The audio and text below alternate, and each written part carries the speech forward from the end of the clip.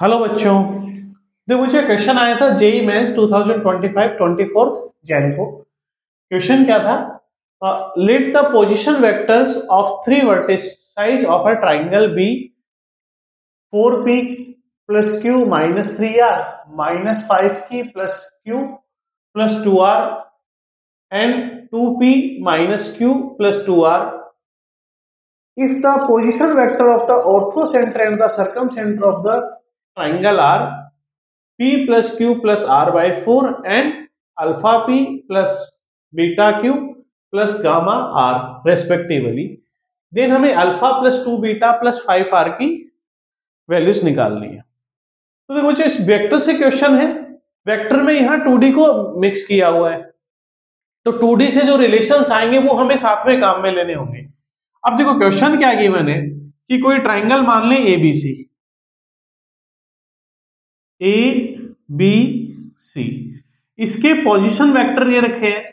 ए का position vector 4p plus Q minus 3r, B का position vector given है minus का 5p प्लस का q प्लस 2r, और सी का पोजीशन वेक्टर है 2p minus q plus 2r।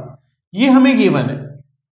साथ में गिवन है कि इस ट्राइंगल का जो ऑर्थो सेंटर बनेगा, तो यहां से एल्टीट्यूड ड्रॉ करें, यहां से एल्टीट्यूड ड्रॉ करें, तो जिस पॉइंट पे इंटरसेक्ट करेगा ये ऑर्थो सेंटर होगा। इस ऑर्थो सेंटर के जो कोऑर्डिनेट है हमें गिवन है, ऐसे ही सर्कम सेंटर के गिवन है। तो एक तो गिवन है हमें ऑर्थो सेंटर, ऑर्थो सेंटर के कोऑर्डिनेट क्या है, पोजीशन वेक्टर क्या है, p vector plus q vector plus r vector, और सर्कम सेंटर के पोजीशन वेक्टर है alpha p vector plus beta q vector plus gamma r vector. ये होता है। अब एक चीज और होती है कि यदि हम किसी भी ट्राइंगल में उसका ऑर्थो सेंटर ड्रॉ करें, उसका सर्कम सेंटर बनाएं और उसका सेंट्रोइड बनाएं, वो तीनों के तीनों एक लाइन पे लाई करते हैं। ट्राइंगल में प्रॉपर्टी पढ़ी है हमने कि यदि किसी ट्राइंगल के अंदर हम ये कह देंगे इसका ऑर्थो सेंटर है, ये कहीं जाके इसका परपेंडिकुलर बाइसेक्टर ड्रॉ करेंगे, तो कहीं जाके ये आपका परपेंडिकुलर बाइसेक्टर आएगा, बीच में कहीं मीडियन आएगा। तो ये जो तीनों के तीनों पॉइंट है, ऑर्थो सेंटर, सर्कम सेंटर और सेंट्रोइड, ये तीनों के तीनों ट्राइंगल में एक लाइन पे लाई करते हैं। तो ये ऑर्थो सेंटर हो गया, ये सर्कम सेंटर हो गया, और सेंट्रोइड हमेशा उनके बीच में होगा।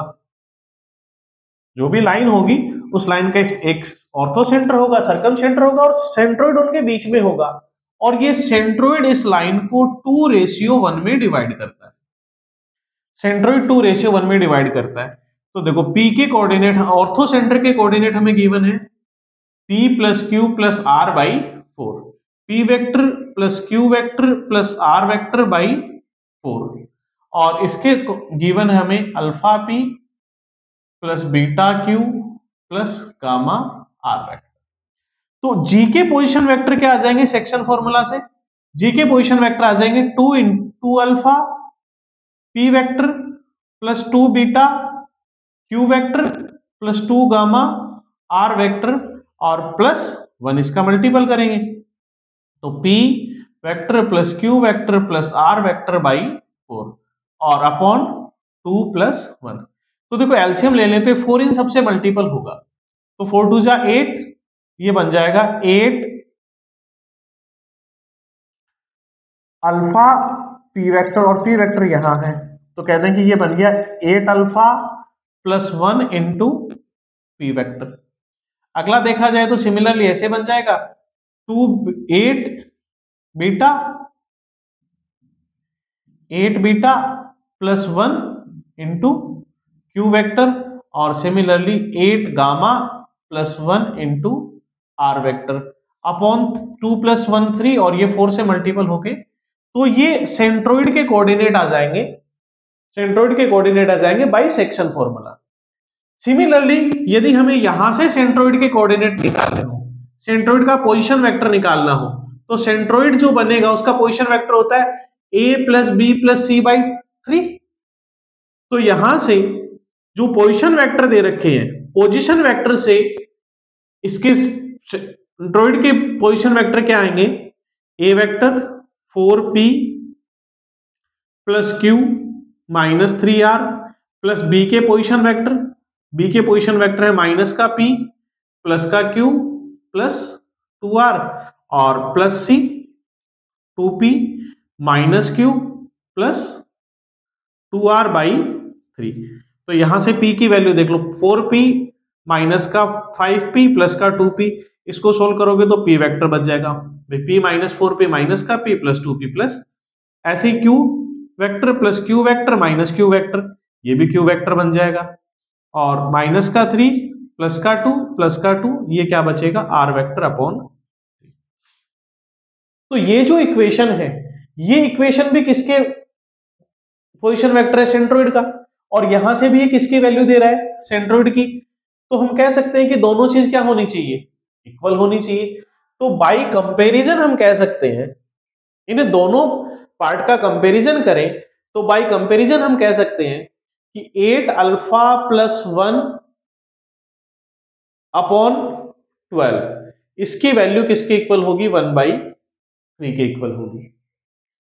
तो इसको सोल्व कर लो, 8 अल्फा प्लस 1 इक्वल्स टू 4, यहां से अल्फा की वैल्यू आ जाएगी 3/8। सिमिलरली सबकी वैल्यू आ जाएगी, सबके देखो यहाँ कॉफिशिएंट सबके सेम है, तो बीटा भी इसके इक्वल होगा, बीटा भी कितना आ जाएगा 3/8, और ऐसे ही गामा भी कितना आ जाएगा 3/8। तो अल्फा बीटा गामा आ गए, अब हमें यहाँ वैल्यूज पुट करनी है, alpha plus 2 beta plus 5 gamma, तो अल्फा की वैल्यू 3/8 प्लस इसकी वैल्यू हो जाएगी 6/8 और इसकी वैल्यू हो जाएगी 15/8, तो हो जाएगा 24/8 इक्वल्स टू 3। तो इसका सॉल्यूशन आएगा 3। थैंक यू बच्चों।